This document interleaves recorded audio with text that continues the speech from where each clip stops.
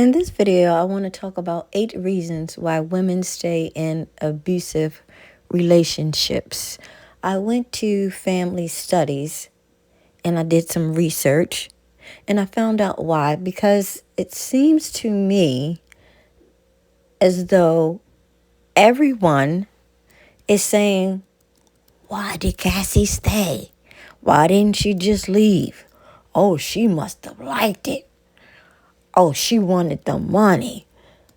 Y'all got every reason that you think she wanted to be treated that way.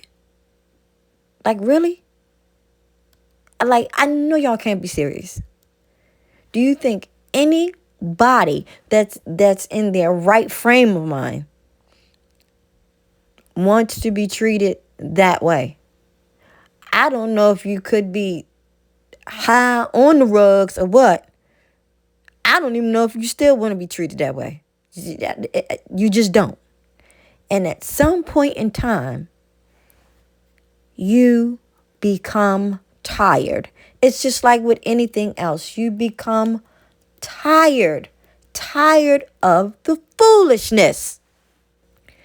As domestic violence researchers, they were curious on how posts could help professionals and public observers better understand the unique challenges of victims that face domestic violence.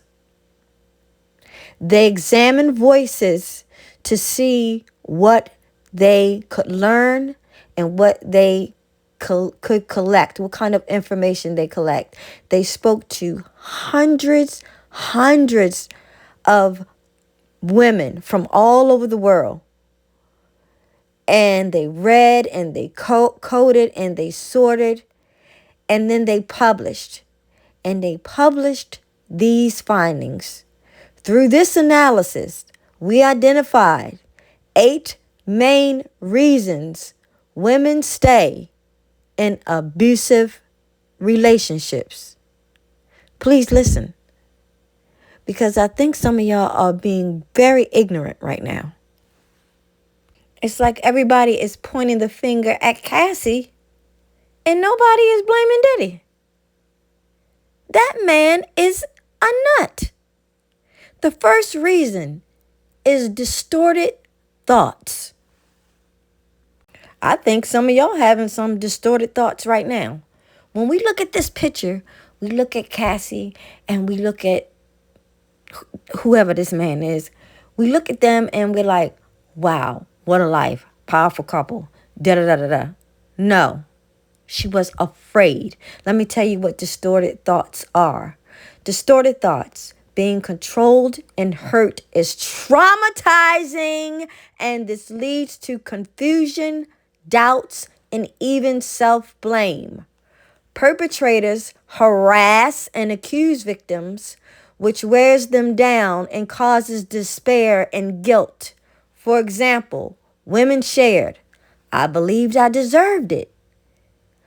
I believed it and I was ashamed, embarrassed, and I blamed myself because I thought I triggered him. Just like Cassie is always talking, she wanted to make him happy. She loved him. She didn't want to make him mad because that could make him angry. And then, that's going to go into physical violence. Everything was about trying to please him, but not pleasing herself, not taking care of herself. That's what she was feeling. And those were the types of thoughts that she was having. They are called distorted thoughts.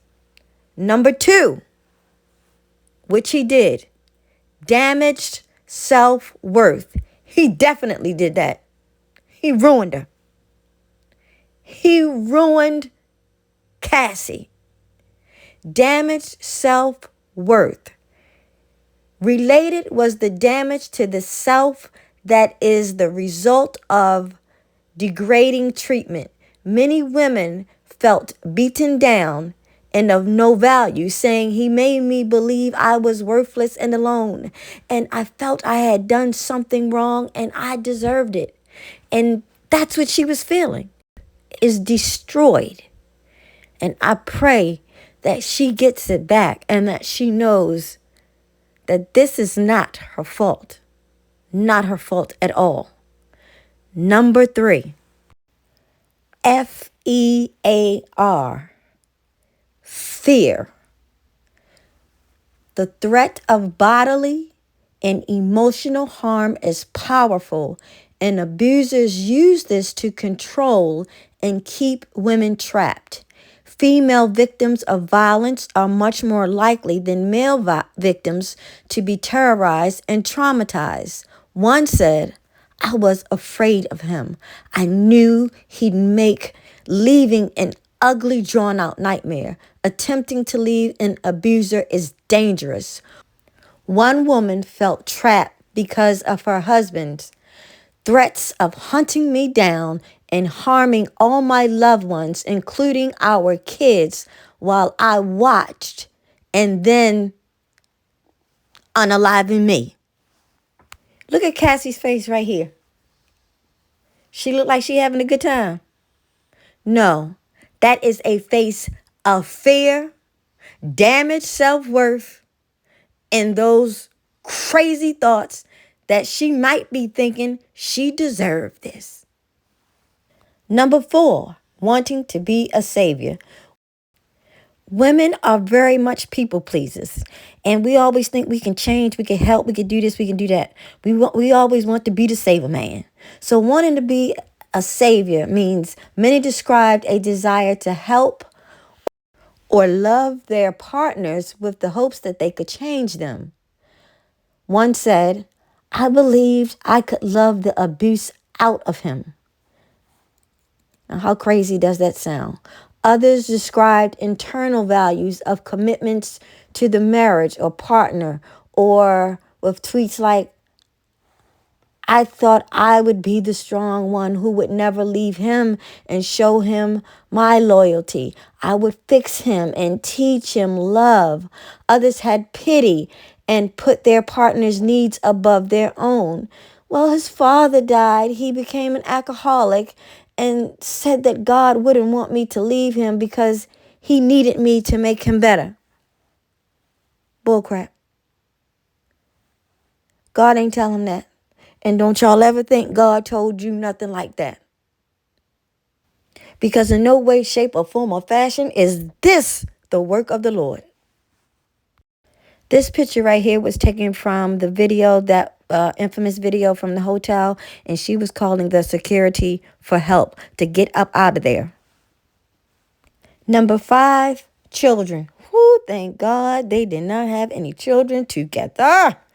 Oh, Lord. These women also put their children first, sacrificing their own safety.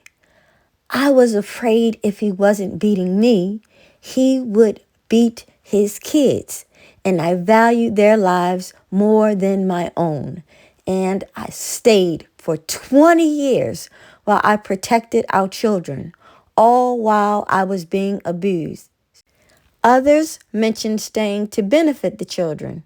I wanted my son to have a father. Yes, I know so many people that say, oh, I'm staying for the kids. I'm only there for the kids. How many times have we heard that? Well, I am so glad they did not have any kids together. Oh my goodness. Horror. This is a picture, part of the video footage of Diddy in the hallway. I guess trying to explain, maybe he talking about the kids. Look, man, I ain't mean get loud or nothing, but I'm trying to tell her that the kids are gonna wonder where she's at or where she's been, and I love the kids and I love her too, man. She always wanna be doing something to make me mad. That's what I'm trying to tell her. Man, I'll pay you whatever you want, man, as long as you don't show this video. This video don't get out, because I don't want the kids to see it. I don't want the kids to see nothing like this. And the guard was like, look at here, look at here, cut the crap, or I will call the police on you. Number 6, family expectations and experiences. Many posted descriptions of how past experiences with violence distorted their sense of self or healthy relationships. I watched my dad beat my mom, then I found someone just like dad, because raised by animals, your partner with wolves. Some mention family and religious pressures. My mother told me God would disown me if I broke my marriage. The Lord never said anything like that. But I'm not going to get into the Bible right now. I'm going to go on to number 7, which is financial constraints. Many referred to financial limitations, and these were often connected to caring for children. I had no family, 2 young children, no money, and guilt because he had brain damage from a car accident. Others were unable to keep jobs because of the abuser's control of their injuries, and others were used financially by their abuser. My ex racked up thousands of debt in my name. And number 8 is isolation. Yes, they want to keep you all to themselves. A common tactic of manipulative partners is to separate their victim from family and friends. Sometimes this is physical, as one woman experienced. I was literally trapped in the backwoods of West Virginia, and he would use my little boy to keep me close. Other times, isolation is emotional, as one woman was told. You can either have friends and family, or you can have me. So he wants you to pick between your kids, your family, or your friends. Although these 8 reasons for staying are common, they do not describe every victim and situation. So don't come in the comments talk about, well, that ain't what happened to her.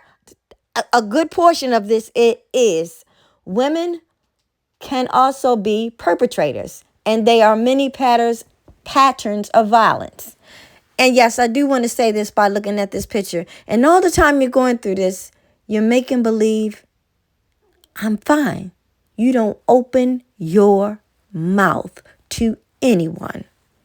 But let me digress. Women can also be perpetrators, and there are many patterns of violence. Yet these posts provide compelling insiders' views of the difficulties of making decisions in a violent relationship, and this is helpful for outsiders to understand. One reason many victims hesitate to speak up is because they are afraid of being judged and pressured by friends and professionals. If more people responded to victims' stories, abuse with concern and compassion instead of with criticism, more victims might speak up and find the support they need to live a life free of abuse.